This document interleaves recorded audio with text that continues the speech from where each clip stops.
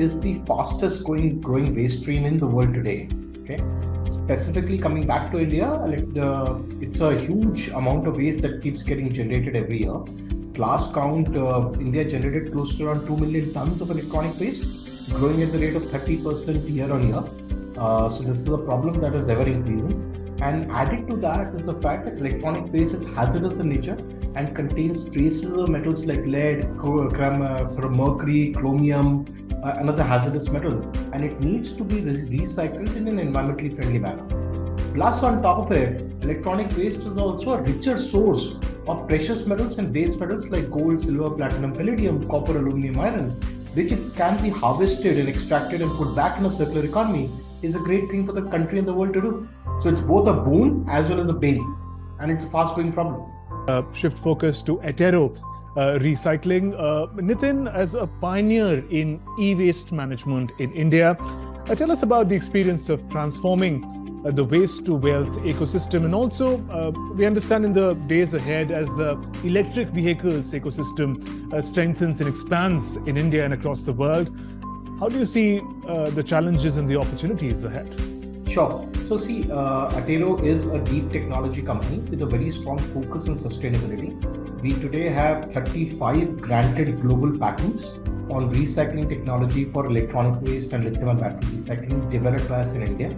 Patents are in China, Taiwan, Singapore, other parts of Asia, including India, USA, and Europe as well. And our technology for recycling all kinds of electronic waste and lithium battery is best in the world, right?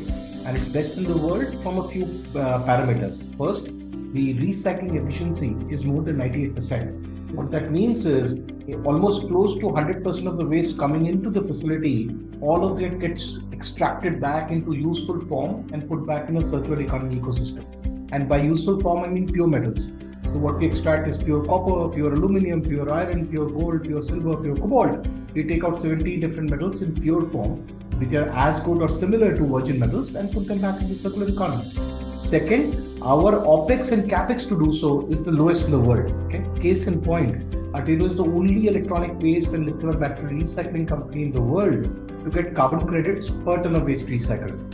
The United Nations essentially looked at our processes and agreed that, for example, the amount of energy involved to extract 1 ton of copper using Attero's recycling processes is significantly lower than the amount of energy involved to extract the same amount of copper from either a virgin mine or any other secondary source of that material. And copper is a case in point. You can replace that by 17 different metals that we extract, right?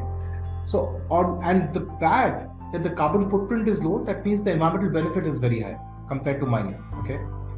Case in point again, the graphite that we take out by recycling lithium batteries, the ESG footprint is at least 20 times lower than what is coming out of China.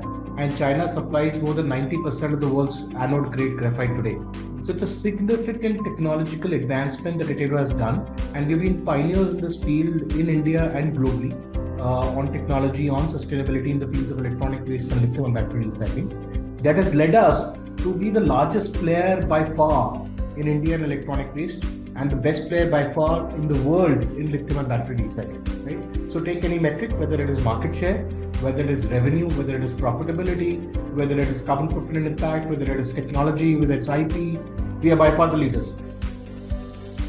That's interesting, Nitin. And if you were to assess the best practices from across the world, what will it take for India to become from one of the largest e-waste producer in the world to becoming a leader in e-waste recycling?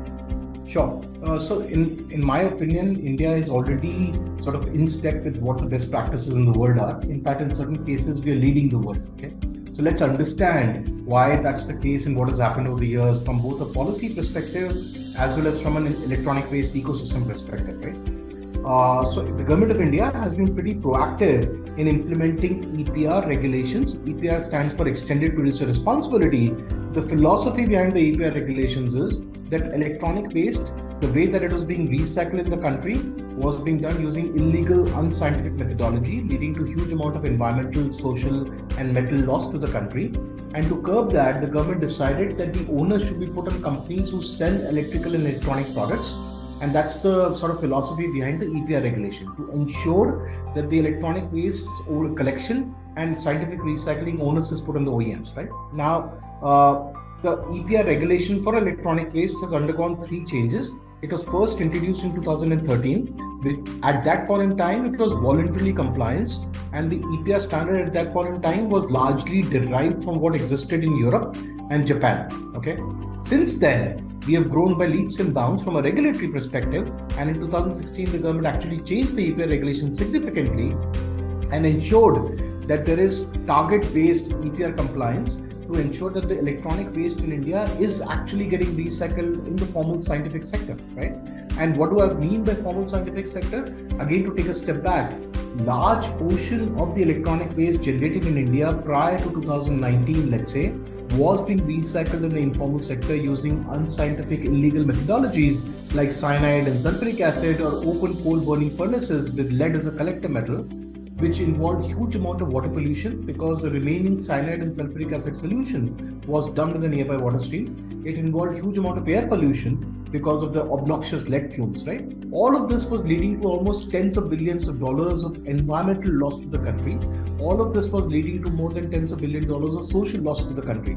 Because I sort of wanted to remind you that majority of the people working in the informal, illegal, unscientific e-waste recycling industry were women and children with an average lifespan of less than 27 years. So significant social burden on the country per se, right?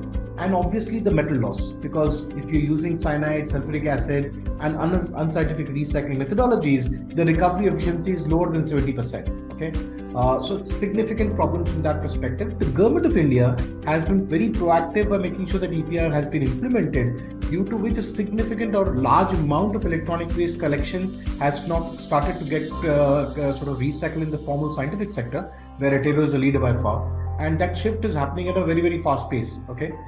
Right, those are some very, very important insights, Nitin, and great to learn about the work done by Attero. Recycling, his Mann Ki Baat address cited examples of the work done by your organizations, complemented the achievements.